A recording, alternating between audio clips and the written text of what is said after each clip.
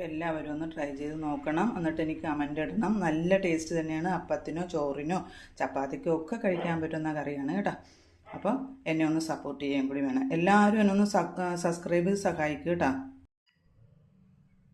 ഇന്നൊരു പയർ തോരനുണ്ടാക്കാന്ന് വെച്ചാൽ കുറച്ച് പൊന്നാങ്കണ്ണി ചീരയുണ്ട്. അപ്പോൾ ആ പൊന്നാങ്കണ്ണി ചീരയും കൂട്ടി നമുക്കൊരു പയർ തോരനുണ്ടാക്കാം. അപ്പോൾ ഞാൻ പയറൊക്കെ കഴുകിയാരി അടുപ്പത്ത് കത്തിച്ചില്ല, വെള്ളം ആവശ്യത്തിന്. ഇത് കുതിർത്ത പയറാണ്, തലേ ദിവസം കുതിർത്ത പയറാണ്. അപ്പോൾ ഇത്രയും വെള്ളം ഒഴിച്ച് നമുക്ക് ഒന്ന് അടുപ്പത്ത് വെക്കാം.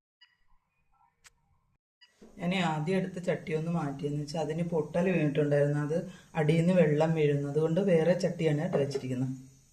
ഇതാണ് പൊന്നാങ്കണ്ണി ചീര. അപ്പം ഞാനിതൊന്ന് കഴുകി വൃത്തിയാക്കി ഒക്കെ എടുക്കട്ടെ. ഇപ്പം ഭയങ്കര പ്രചാരമല്ലേ, നമ്മളെ കണ്ണിനൊക്കെ നല്ലതാണ്. അപ്പോൾ ഇത് പയറിൻ്റെ കൂടെ അതുപോലെ തന്നെ ഈ പരിപ്പിൻ്റെ കൂടെയൊക്കെ മുതിര അങ്ങനെയുള്ള സാധനത്തിൻ്റെ കൂടെ തോരൻ വെക്കുന്നത് നല്ല ടേസ്റ്റുമാണ്, നല്ല ഗുണമാണ്. അപ്പോൾ പയർ തിളച്ച് വേകാറായിട്ടുണ്ട്. അപ്പോൾ നമുക്ക് കുറച്ച് ഉപ്പ് ചേർത്ത് കൊടുക്കാം.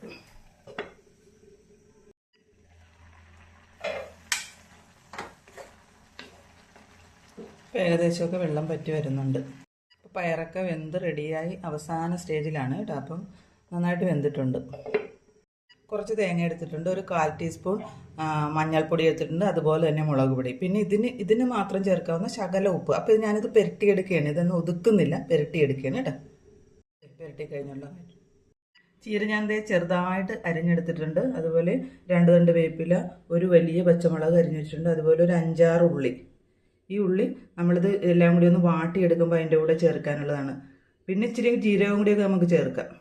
അപ്പോൾ അത് ചീര വാട്ടാനുള്ള പാത്രമാണ് അടുപ്പത്ത് വെച്ചിരിക്കുന്നത്. ഇനിയിപ്പോൾ ഈ പാത്രത്തിൽ നമുക്ക് എല്ലാം കൂടി റെഡിയാക്കി യോജിപ്പിച്ചെടുക്കാം.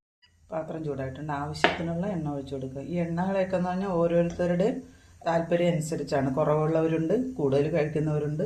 അപ്പോൾ അതുപോലെ എണ്ണ ഒഴിക്കുക. കടുകിട്ട് കൊടുക്കുക.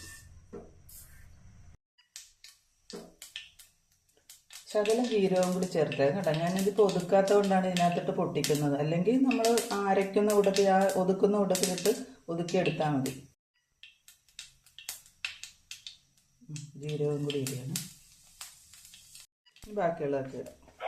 പച്ചമുളക് ഇത് കഴിഞ്ഞാൽ പൊട്ടിത്തെറിക്കാൻ സാധ്യതയുണ്ട്. അതുപോലെ തന്നെ ഉള്ളി,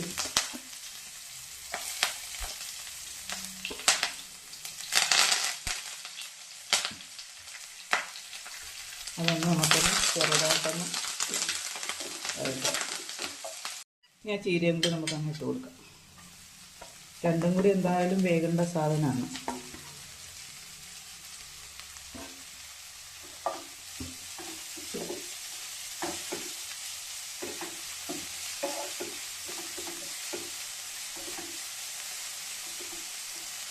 ഇത് നമുക്ക് ശകല എന്നുവെച്ചാൽ ഉപ്പൊക്കെ നമ്മൾ ശ്രദ്ധിച്ച് തന്നെ ഇടണം. എല്ലാത്തിനും സെപ്പറേറ്റ് ഇടുന്നതുകൊണ്ടേ ചിലപ്പോൾ കൂടിയെന്ന് വരാം. കുറഞ്ഞിരുന്നാലും നമുക്ക് അത് പിന്നീടാണെങ്കിലും ഇടാം.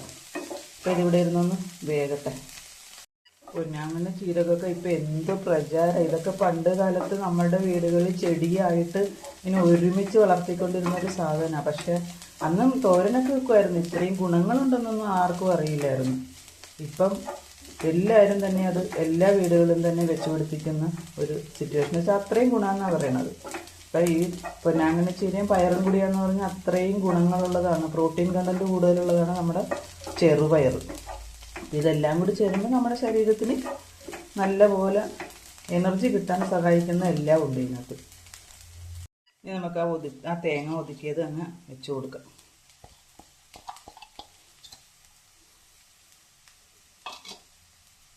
കൂടെ തന്നെ ആ പയറും കൂടി അങ്ങോട്ട് യോജിപ്പിച്ച് കൊടുക്കാം.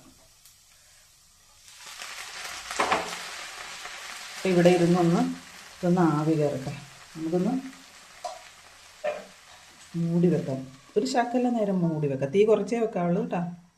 അപ്പോൾ നമുക്കൊന്ന് ഇത് കൂട്ടി യോജിപ്പിക്കാം. ആ വെള്ളമൊക്കെ എല്ലാം ഒന്ന് സെറ്റാകാൻ വേണ്ടിയാണ്, അരപ്പൊക്കെ ഒന്ന് വെന്ത് സെറ്റാകാൻ വേണ്ടിയാണ് ഇതെല്ലാം കൂടി ഒന്ന് മൂടി വെച്ച് റെഡിയാക്കുന്നത്. നല്ല ടേസ്റ്റ് ആട്ടോ ഇത്. എല്ലാവരും ഒന്ന് ചെയ്ത് നോക്കണം.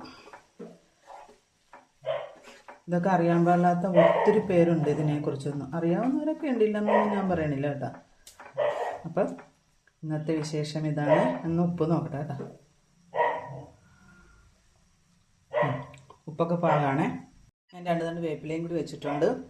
അതുകൊണ്ട് സ്റ്റൗ നിർത്തി മൂടി വെച്ചിട്ട് സ്റ്റൗ നിർത്തിയാണ്. അപ്പോൾ എല്ലാം റെഡി ആയിട്ടുണ്ട്.